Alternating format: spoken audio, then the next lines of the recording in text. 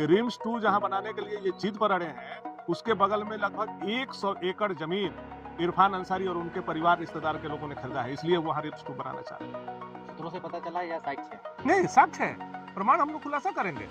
जब आदिवासी ही नहीं बचेंगे, तो आदिवासी का फिर क्या बचेगा? देखिए ना 1951 में 46% आदिवासी थे, आज 24%, 23% पर आ गए। कहाँ चले गए आदिवासी? या तो धर्मांतरण हो, तो दूसरा कोई कारण नहीं। और जो हरा चश्मा लगा करके घूमता हो, उसको सब कुछ हरियाली ही दिखाई देता है। इरफान अंसारी वैसे मंत्री में से है। प्रत्येक दिन अखबारों में छप रहा है कि डोली पर लाश जा रहा है, खटिया पर लाश जा रहा है, डोली पर मरीज जा रहे हैं, खटिया पर मरीज जा रहे हैं, और उसमें मैक्सिमम टू मैक्सिमम हमारे आदिवासी समाज के लोग, हर समाज के लोग। सूर्या हांसदा का घटना आपको लगता होगा कि ये केवल गुड्डा का मामला है, ये केवल संथाल का मामला नहीं, यह घाटशिला का भी मामला है। रूबिका पहाड़िया, ये घटना आपको लगता होगा कि ये केवल पाकुड़ का मामला नहीं, ये केवल पाकुड़ का मामला नहीं है, ये घाटशिला का भी मामला है। और वोटर लिस्ट पुनरीक्षण में 5% आदिवासी, हिंदू और मूलवासी सब मिला करके बढ़े और 29% मुसलमान बढ़े। जहाँ आसपास 10-15 गांवों में मुस्लिम का आबादी नहीं है, वहाँ झारखंड का सबसे बड़ा मस्जिद आदिवासी के जमीन पर रहने पर। क्या लोग धर्म की राजनीति करते हैं हर चुनाव में? भाई सच बोलना अगर बगावत है तो हम लोग बागी। उपचुनाव में आपके पार्टी के द्वारा नॉमिनेशन किया गया, किस प्रकार से प्रभाव देख रहे हैं बीजेपी पार्टी का घाटशिला में? 7 दिनों से हम घाटशिला में हैं और हर वर्ग, हर समाज के बीच में जाने का शुभ अवसर हमको मिला है और उन लोगों से मिलने के आधार पर मैं यह कर सकता हूँ। और जनता का जो रिस्पॉन्स आ रहा है कि घाटशिला की जनता ने तय कर लिया है कि बाबूलाल सोरेन को जिता करके नया इतिहास हम लोगों को बाई इलेक्शन में झारखंड में बनाना है।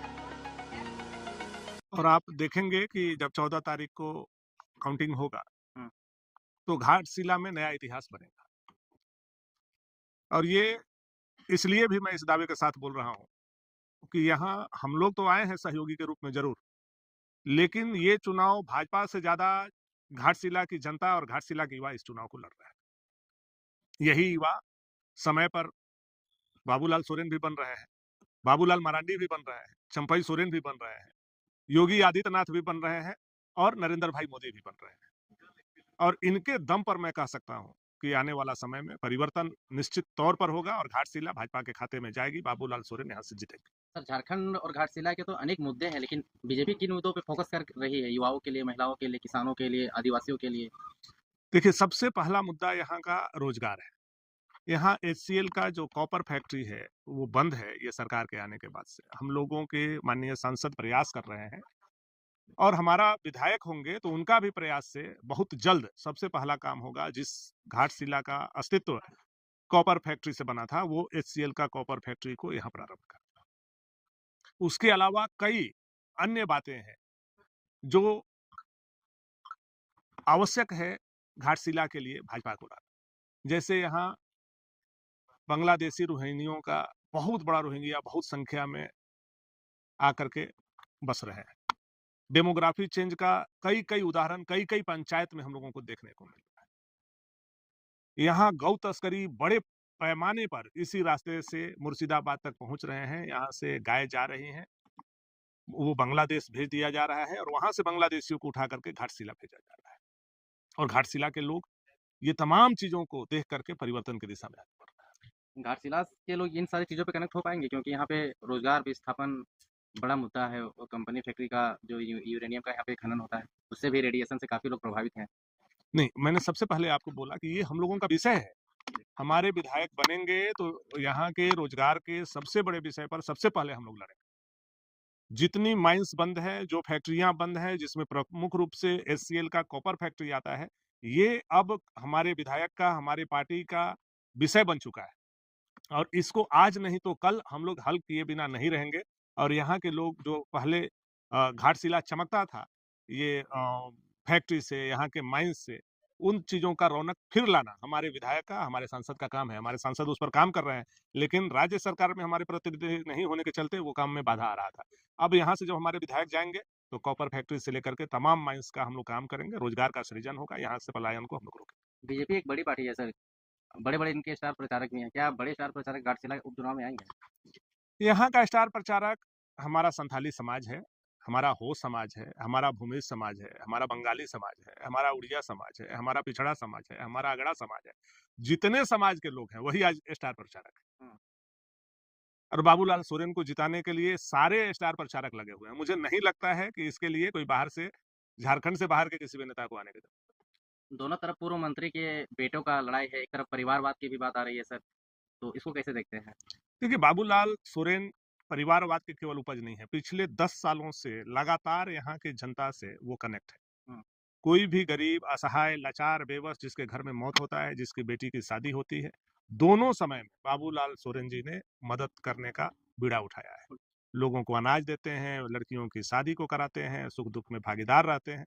तो ये ऐसा नहीं है कि बाबूलाल सोरेन कोई आज टपक के पैराशूट से आ गए, ऐसा बात नहीं है। लगातार जनता के बीच में उनके लिए कई-कई बार उन्होंने थाना से, पुलिस से, डीएसपी से, एसपी से यहाँ की जनता की आवाज़ बनकर के लड़ाई लड़ा है। कई-कई मुकदमे उनके ऊपर हुए हैं, सिर्फ़ इसलिए चूँकि वो जनता के लिए लड़ते हैं। गरीबों के नेता हैं। गरीबों के नेता है। सर आज कहीं भी किसी गाँव में चले जाइए कि तुम किसको पहचानते हो? तुम्हारा प्रत्याशी कौन है? सब बोले बाबूलाल सोरेन हमारे यहाँ आते हैं। सर ये भी एक सवाल है कि पिछले चुनाव में जो है 20-22 हज़ार का मार्जिन था वोटों में, तो उस चीज़ों को फुलफ़िल कैसे कहाँ तक हो पाया है? क्योंकि आप लोग लगातार ग्राउंड पे मेहनत कर रहे हैं, क्या समझ पाए हैं? देखिए, ये कोई ऐसा नहीं है कि अनाज नहीं है कि इतना किलो है तो इतना किलो में से इतना घटेगा, इतना बढ़ेगा, इतना बढ़ गया, इतना खा गया, इतना बचा हुआ। ये जनता के सेंटिमेंट पर बहुत सारा चीज़ निर्भर करता है। जनता ने 20,000 से हराया और जनता ही है जो हम लोगों को 50,000 से जिताएगा। और जनता आज जो है हेमंत सरकार से बहुत नफ़रत कर रही है, हर समाज के लोग। सूर्या हांसदा का घटना आपको लगता होगा कि ये केवल गोड्डा का मामला है, ये केवल संथाल का मामला नहीं, ये घाटशिला का भी मामला है। रूबिका पहाड़िया, ये घटना आपको लगता होगा कि ये केवल पाकुड़ का मामला नहीं, ये केवल पाकुड़ का मामला नहीं है, ये घाटशिला का भी मामला है। जो हमारे यहाँ धर्मांतरण हो रहा है, ये केवल मामला बाकी राज्य जिलों का नहीं, ये घाटशिला का भी मामला है।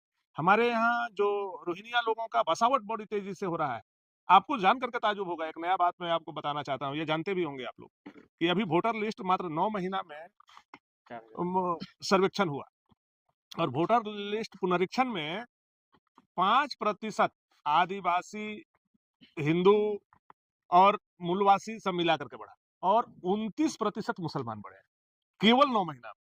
तो आप सोच सकते हैं कि क्या हो रहा है? कैसे डेमोक्रेसी